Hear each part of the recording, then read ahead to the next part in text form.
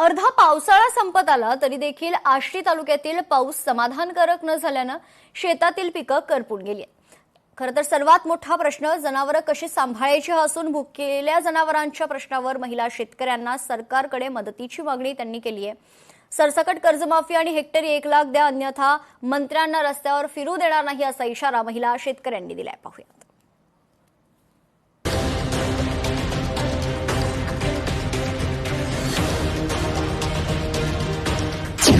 जनावरांना चारा नसल्यानं महिला शेतकऱ्यांच्या डोळ्यात अश्रू. आम्ही कसं जगायचं, महिला शेतकऱ्यांचा टाहो. हेक्टरी 1 लाख रुपये मदत द्या, अन्यथा रस्त्यावर फिरू न देण्याचा इशारा. पावसाने ओढ दिल्यामुळे बीड जिल्ह्यात दुष्काळाचं संकट अधिक गडद झालंय. अनेक शेतकऱ्यांकडे केवळ 1-2 दिवस पुरेल एवढाच चारा शिल्लक आहे. जनावरे आमच्याकडे पाहतात आणि आम्ही जनावरांकडे पाहतोय. त्यांच्याकडे पाहून डोळ्यात अश्रू येतात. आम्ही कोणाकडे काही मागू शकतो, पण मुकी जनावरे उपाशी राहतात. ते कोणाकडे काय मागणार? जनावरांची अवस्था पाहून आमच्या डोळ्यातील अश्रू आवरेनात. ती पाहून तरी सरकारनं आमच्याकडे लक्ष द्यावं अशी मागणी महिला शेतकरी विमल शेळके यांनी केली आहे. लाडके भाऊ 1500 रुपये देतात आणि किराणा भरायला 3000 ही पुरत नाहीत. आम्ही कसं बी खातो, पण आमचे जनावर काय खातेन बरं. 1,500 रुपये भावाने दिले लाडक्या बहिणीला. त्याच्यावर आता साखर झाली 80 रुपये किलो, शेंगदाणा झाला 160 रुपये किलो, 250 रुपये तेल झालंय, गुळ झाला 110 रुपये किलो. कसा भागन त्याच्यावर? नाही ना भागणार. मग लाडक्या बहिणीला तुम्ही 1,500 दिले, त्या लाडक्या भावाला आम्ही 1,500 देऊ, आम्हाला 3-3 हजाराचा किराणा भरून द्या. आमचं ह्याच्या पुढे काही बोल मान्य ही नाहीये, आम्हाला तेवढं पाहिजे.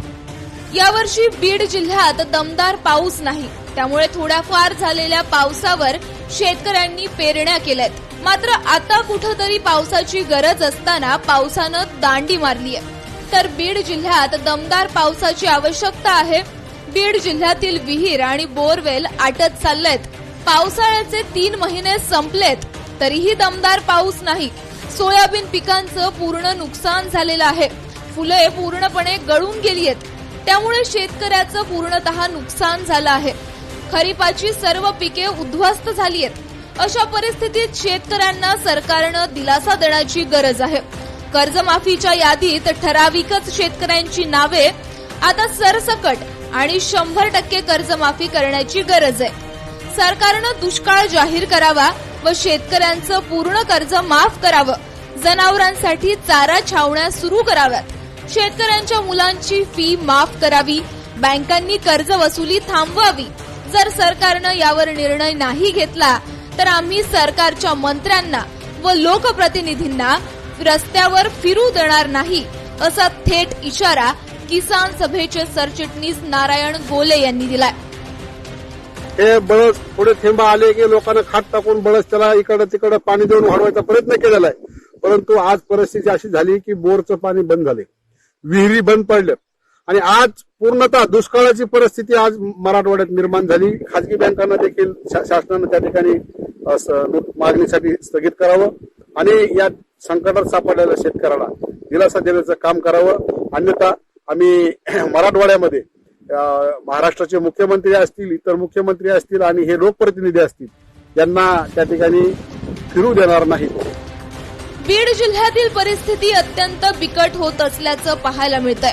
काही दिवसात जर पाऊस पडला नाही तर जनावरांना चाऱ्याची टंचाई येण्याची शक्यता निर्माण झाली आहे. पाऊस नसल्यामुळे शेतातील चारा वाळून चाललाय. त्यामुळे शेतकरी हताश होताना पाहावयास मिळतोय. यावर सरकारनं ठोस उपाययोजना कराव्यात अशी मागणी आता शेतकऱ्यांकडून केली जातीये. महिलांसाठी दिली जाणारी लाडकी बहीण योजना जी आहे ती बंद करावी आणि आमच्या जनावरांसाठी चारा पुरवावा अशी मागणी आता महिला वर्गातून व्यक्त केली जात आहे. त्यामुळे सरकारनं या शेतकऱ्यांसाठी जे शेतकऱ्यांची जनावरं आहेत त्यांच्यासाठी चारा आणि पाण्याची व्यवस्था करावी अशी मागणी आता महिला वर्गातून केली जात आहे. रिदास तावरे, लोकशाही मराठी, बीड. लोकशाही मराठी ऐका, पहा, जागरूक रहा.